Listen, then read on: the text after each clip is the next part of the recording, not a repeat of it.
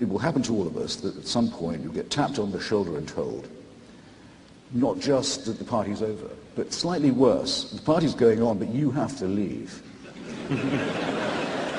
and it's going on without you. That's the reflection, I think, that most upsets people about their demise. All right then, because it might make us feel better, let's pretend the opposite.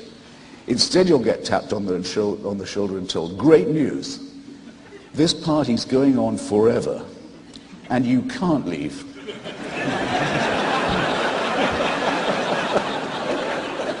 You've got to stay.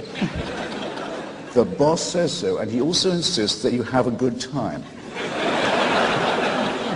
I've read about David's father, and I had a bad time when my own father passed on, but the father proposed by monotheism is the father who doesn't die, who reassures his children, don't worry, I'll never leave you.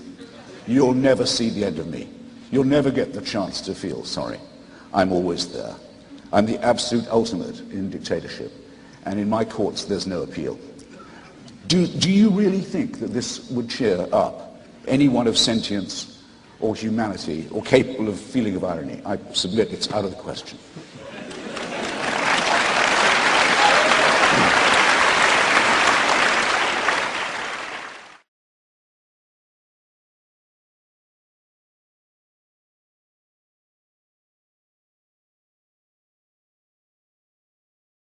It's considered perfectly normal in this society to approach dying people who you don't know, but who are unbelievers, and say, now are you going to change your mind?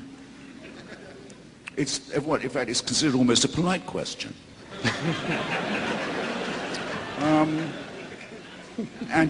as you know, there's a long history of fraud about this. People claim that Darwin had a deathbed recantation. They've made up lies about Thomas Paine. It goes on all the time. It's a very nasty little history, but there's also a horrible undertone of blackmail to it. People write and say, look, you've got about one chance left now. Aren't you going to take it? I'm writing to you as a friend.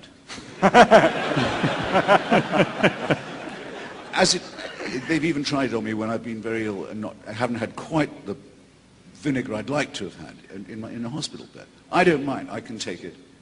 But I think there are a lot of people older than myself, iller than myself, perhaps at the risk of seeming conceited, less educated than myself, to whom that's a horrible experience. It's very depressing and alarming to be spoken to in that way. I mean, if Sam and I were to form a core of people to go around religious hospitals, which is what happens in reverse, and say to people who are lying in pain, say, did you say you were Catholic? Yes. Well, look, you may only have a few days left, but you don't have to live them as a serf, you know. Just recognize that was all bullshit, that the priests have been cheating you.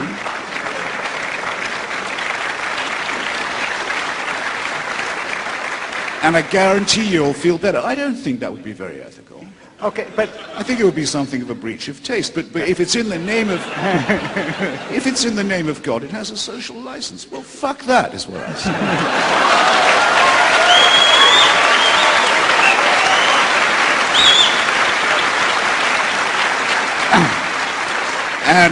And will say, if it's my last breath. Thank you.